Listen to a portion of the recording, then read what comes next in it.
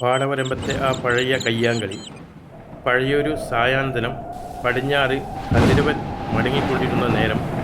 കിഴക്കൻ കാട്ടിൽ പാടത്തെ നെൽച്ചെടികൾ തലയാട്ടി വിസിലടിക്കുന്ന ആ പഴയ വയൽപ്പുറം. അവിടെയായിരുന്നു ഞങ്ങളുടെ ലോകം. അന്ന് കളിക്കാനായി ഇറങ്ങിയതായിരുന്നു ഞാൻ. വീട്ടുപറമ്പിൽ കൂട്ടുകാരെയും കാത്തു നിൽക്കെ പത്തായിയും രാജനും ലക്ഷ്മണനും ഒപ്പം ചേർന്നു. പോരുന്നില്ലേ എന്ന അവരുടെ ചോദ്യത്തിന് മറുപടിയായി ആവേശം തുളുമ്പുന്ന മനസ്സുമായി ഞാനും അവർക്കൊപ്പം കൂടി. പാടത്തെ പറമ്പിലൂടെ നടന്ന് ഞങ്ങൾ കളിസ്ഥലത്തെത്തി. ബാക്കിയുള്ളവർ കൂടി എത്തിയതോടെ സംഘം പൂർണ്ണമായി. ഷെരീഫും അന്തിരുമാനും കണാരനും അബൂബക്കറും ഒരു സൈഡ് നിന്നു. അങ്ങനെ കളി അംഗത്തിന് വേണ്ടിയുള്ള പടയൊരുക്കം അവിടെ തുടങ്ങി. ഇന്നേത് കളിയാണ്? കബഡിയോ അതോ സോഡിയോ? കൊത്തുകളി. തർക്കം മൂത്തു. ഇരു ചേരികൾ തമ്മിൽ വാദപ്രതിവാദങ്ങൾ ഉയർന്നു. ഒടുവിൽ രാജൻ ഒരു ഒത്തുതീർപ്പ് പറഞ്ഞു. തർക്കം വേണ്ട, നമുക്ക് ടോസിടാം. ഉച്ചൂളി കമിഴ്ന്ന് വീണാൽ കബഡി, മലർന്ന് വീണാൽ സോഡി. ഉച്ചൂളി മുകളിലേക്ക് എറിഞ്ഞു. താഴെ വീണു മലർന്നാണ് വീണത്.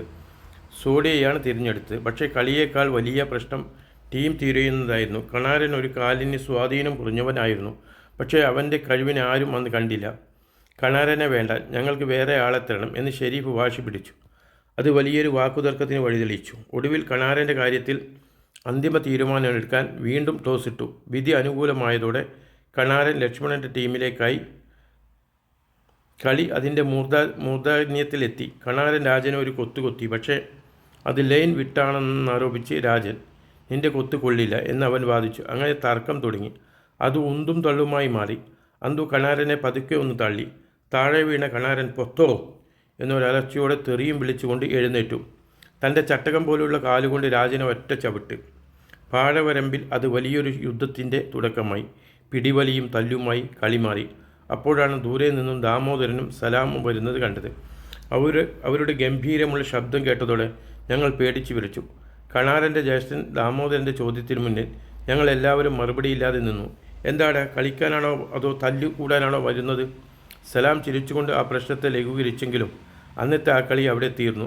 വല്ലാത്തൊരു ആത്മനിന്ദയോടെ ദേഷ്യത്തോടെയും ഞങ്ങൾ പിരിഞ്ഞു. ആ വൈകുന്നേരം മങ്ങിയത് ആ പഴയ കളിക്കളത്തിൻ്റെ ഓർമ്മകൾ മാത്രം ബാക്കിയായിക്കൊണ്ടായിരുന്നു. ഞാൻ മെല്ലെ വീട്ടിലേക്ക് നടന്നു. കുളിക്കാനായി ആ പഴയ കിണറ്റിൻ്റെ കരയിലേക്ക്.